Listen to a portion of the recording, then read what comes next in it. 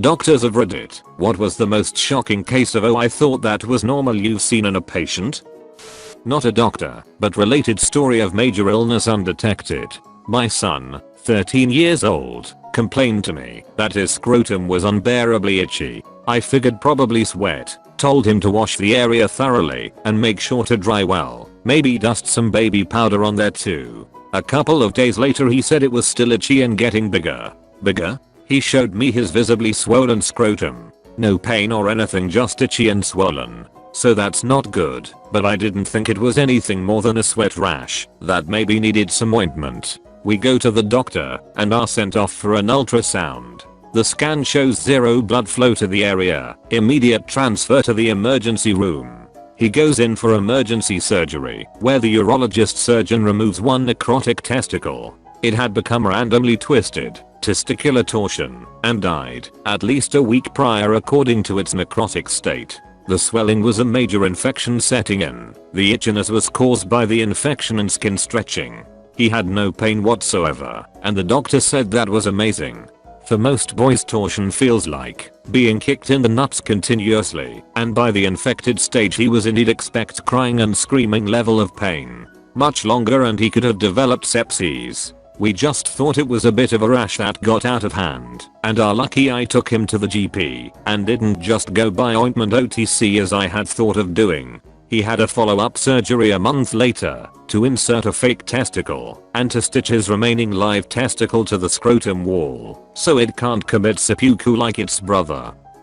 Psychiatrist here. One of my first patients was a female college student that couldn't sleep because of the voices that constantly talked to her, and she felt forced to answer them at all times. From what she was saying, I gathered that depending on the particular voice, with name and identity, she was either cautioned about some people or situations or outright pushed towards violent acts. Her voices appeared when she was 16, if I remember correctly, and we've met when she was 20. So at that point for 4 years of her life she believed that it was normal to have such voices in your head because, as she explained, many people talk to themselves. To some extent she was right, but I had to explain to her that they really talk with themselves, that there are no other identities in them, but only an internal dialogue to clarify or resolve issues that bother them in their own privacy, so to speak. She was later diagnosed with schizophrenia.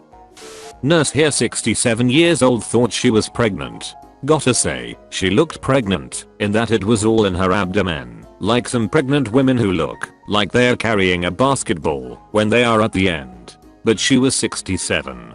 Turns out it was a 37-pound ovarian cyst. I asked if I could watch the surgery. That thing came out all in one piece. I'll never forget the sound it made. This was at a community hospital many years ago, before HIPAA, so naturally the lab announced that anyone who wanted could come down to the lab and view this incredible thing before it was dissected by pathology. The line at lunchtime was so long you'd think they were giving away free concert tickets. Patient here, my psychiatrist saved my life. I have always had heavy/irregular periods, so when I had bleeding that didn't go away for a month, I pretty much just kept on keeping on. Eventually a doctor referred me to an emergency department because of the constant blood loss. I got told it's because you have endometriosis. So for 5 months I had a heavy period, with doctors just dismissing it. Eventually my roommate called an ambulance when I passed out in the shower. The doctors did a blood test and I was admitted overnight for a blood transfusion.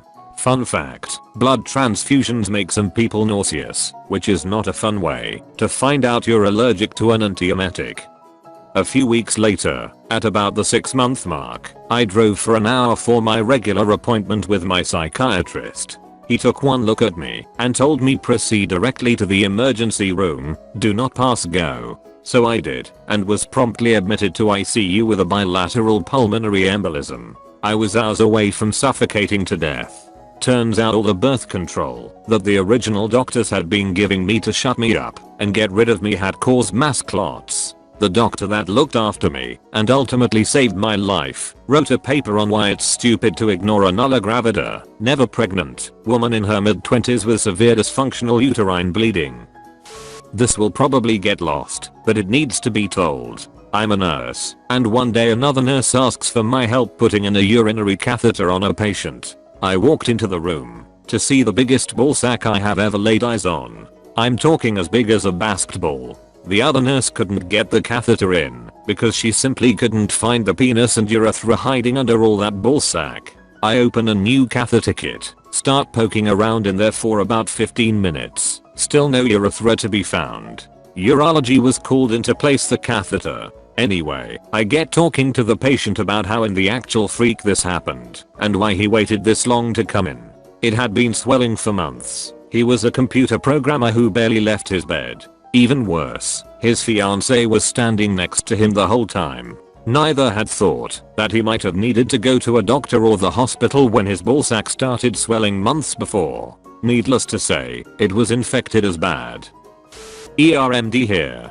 Had a patient come in for cast removal literally years after it had been put on. She had just decided it wasn't worth taking off. Her leg skin was literally growing over the top of the cast and then down it. Once we finally cut the cast off, she was surprised to find that she had no skin underneath, but the dead tissue over her muscles and bones was being cleaned by about 300 maggots. I knew by the smell that something under there wasn't right, but wasn't expecting that.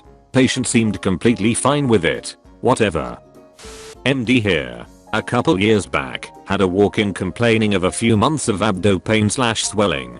ISU not. The man was Simpson's character yellow with jaundice and ascites, fluid filling the belly. He seemed shocked when I told him I was calling the hospital to arrange direct admission. When I was a med student we visited a clinic in the country where I studied. Lots of people would get horrible injuries and use the local elixir of dirt / motor oil / spit from the local old lady to patch up an exposed arm bone or whatever. Had one woman in her 20s come in with a fungating breast cancer that looked like a hard mushroom / mold growing through the skin and to the outside world constantly bled anytime you touched it. Her family shamed any injuries or impurities and she thought she just needed to keep it covered until it got better. I don't know if this fits, but here's a story about my husband. We were messing around and he chased me through the kitchen, took a hard left turn and lost his footing. Fell on his side. He's a big dude, so falling is a bit more traumatic for him. He couldn't put pressure on his leg and knew immediately he was hurt pretty bad. He was able to crawl to the couch and once settled, said he wasn't in too much pain. He decided to sleep on the couch that night so he wouldn't have to go upstairs. We made an appointment in the morning for the ER so we wouldn't have to sit there all day, but they didn't have an opening until 2, so we just hung out at the house. He was in a decent amount of ambient pain, but it didn't seem emergent. Once we got to the hospital, we find out that he had broken his hip, in this case breaking off his entire ball joint from the top of his femur. The nurses said they couldn't believe that he was able to sit up and had slept on it, implying that we should have come the night before and probably by ambulance. It required surgery with some hefty bolts to put it back into place. But the crazy part is that apparently a healthy 30-ish-year-old man breaking his femur from standing is highly unusual. After several tests and an MRI, it turned out he was in the early stages of osteoporosis due to a pituitary tumor in his brain. So we discovered a benign brain tumor all because dude was wearing slippery socks. Patient here. Went to the doctor for a note to have a day off work since I didn't feel great and just didn't want to work. Doctor poked me in the stomach, said that's not normal and sent me off to have a scan, which took me 2 months to get around to. 2 weeks later I get a letter from the doctors asking me to come in. Change my shifts, so I go, and the doctor went off at me for not coming in sooner and told me to go home and pack a bag. I'm off to the Royal Brisbane. It might be cancer. More scans later, and it's decided that it's not cancer. It was a 4-kilogram cyst. My only symptom was an enlarged stomach and the "you're getting fat" comments from my mother. Not a doctor, but have a story. My oldest son was 11 years old and needed a physical for youth tackle football. We had a new doctor, so she went into more detail than most physicals. He had complained that his ankle hurt during the middle of baseball season, so she asked if he could take off his shoe. When he did, she immediately points to the side of his foot, where there was a strange bump, and informed us he had a broken foot. I didn't believe her as I pointed out he had the same thing on his other foot as well. She took a look and said, "Oh, he has 2 broken feet," and sent us over to get x-rays from the hospital. I was laughing thinking this was so crazy, believing there was no way my son, who not only finished playing in a baseball tournament, but who was running and jumping at the swimming pool literally an hour before, had 2 broken feet. After the x-rays were completed, my smile quickly faded as the doctor was right.